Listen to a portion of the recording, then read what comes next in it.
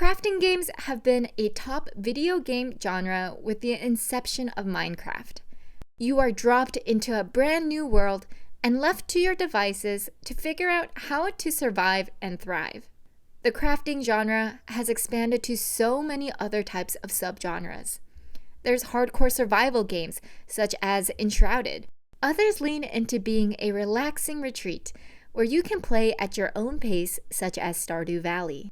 Another popular style is focused on engineering and automating processes, like Factorio. So how did Infinite Craft, a point-and-click crafting game, become a viral hit?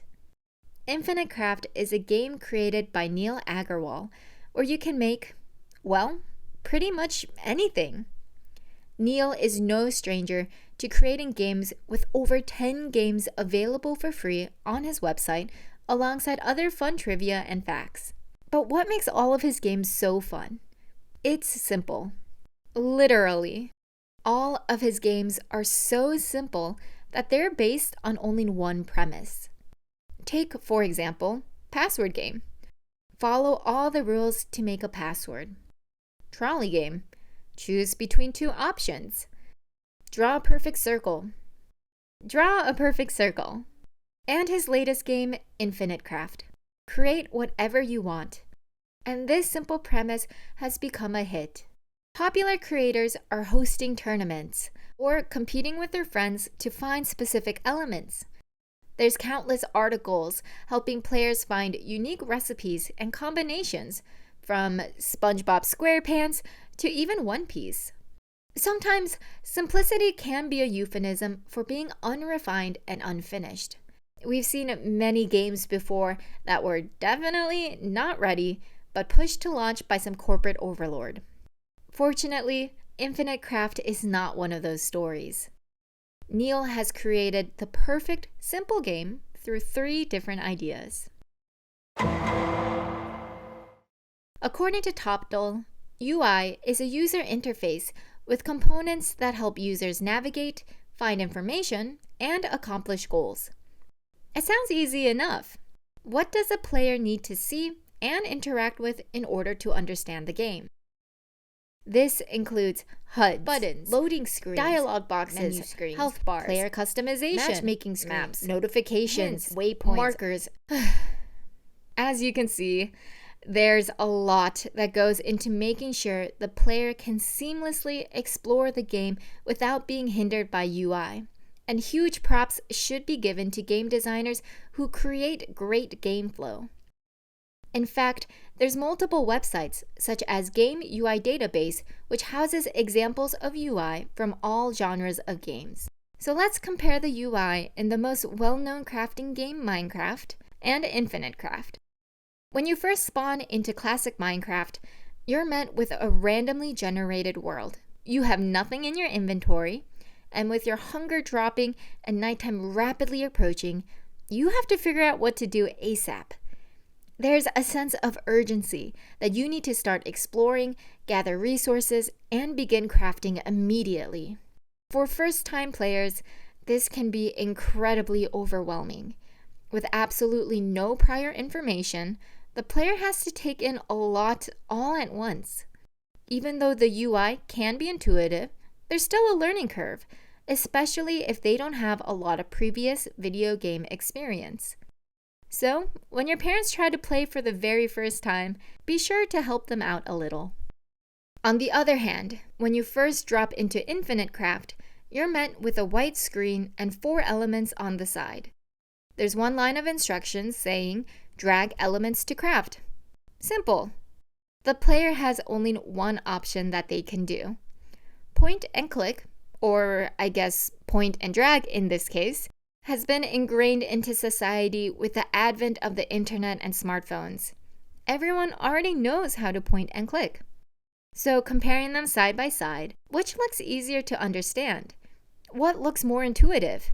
What looks like you can pick it up in under 10 seconds? Infinite Craft's minimalistic UI makes it easy to pick up for new gamers and veterans alike. It doesn't punish any users with no gaming experience, and simultaneously, it doesn't slow down veterans who can really push the limits of the game. Of course, there's pros and cons of having different types of UI, and each game should optimize for what makes the most sense. In a survival-based crafting game like Minecraft, it makes sense that you have to show hearts, hunger, and inventory at all times on the screen. For a solely crafting-focused game like Infinite Craft, it makes sense that you only need to see the elements that you can use. According to Recharge Payments, surprise and delight marketing curates moments of unexpected joy for their shoppers by exceeding expectations. It's usually used as a way to retain customers through 1. Personalization, 2. Unexpected gestures, 3. Timely and relevant communication, and 4. Community building. For example, Chewy, an online pet food and supply retailer, will provide personalized small gifts of appreciation to their customers, such as a handwritten thank you card. Many brands, such as Google Pixel, will send gifts to those who interact with them on social media. All of this is an effort to build affinity with their brand and hopefully retain loyal customers and sell more. So how does this marketing tactic fit into a crafting game? The main premise of crafting games is discovering new elements. It's a recursive process where you find one element to make another and repeat. But what if you were the very first person to find a new element? Neil created this brilliant feature of immediately calling out when you are the first to find one. This fits many of the surprise and delight principles. 1. It's personal. Only the person who found it gets the notification. 2. It's unexpected. You're never expecting to be the first person of a viral game to find a new element. Given this, the element itself is usually unexpected as well. 3. It's timely and relevant. The notification appears immediately. And 4. It builds community. People are sharing their new element on Discord servers, Reddit, and social media. There's even a whole community of people trying to get all of the countries in the world. While I'm sure Neil didn't implement this feature with this marketing tactic in mind, video games have always implemented surprise and delight. They're just called something else. Instead of surprise and delight, video games call it Easter eggs. Easter eggs are a secret feature, message, or information placed inside a game that is usually hidden from the public eye until it is discovered by the players. They offer no benefit to gameplay and are completely optional, which means it doesn't hinder progress at all. They're named after Easter egg hunts, where children need to 1. Find the egg, and 2. Open it up and usually be delighted by what's inside. So this begs the question, how do you add an Easter egg into a simple game such as Infinite Craft? Well, you take what you have, which in this case are elements and text. Think of what can be surprising for the player, like finding a new element, and finally, delight them by celebrating their achievement. An innate part of crafting games is that you can use logic to discover new elements. If you combine water and fire in real life, what do you get? You expect to get steam. You combine ocean and island, Atlantis. And on and on and on until... Wait, what? Huh? Now, I'm sure you weren't expecting that. People are creatures of habit. Our brain uses heuristics or cognitive shortcuts to simplify decision making. It helps us preserve our energy for more complex decisions. Imagine if we had to think thoroughly about every single decision rather than relying on our old patterns and expectations. For example, imagine we were commuting home after work or school and went through every possible way of getting home. Should I take a bus?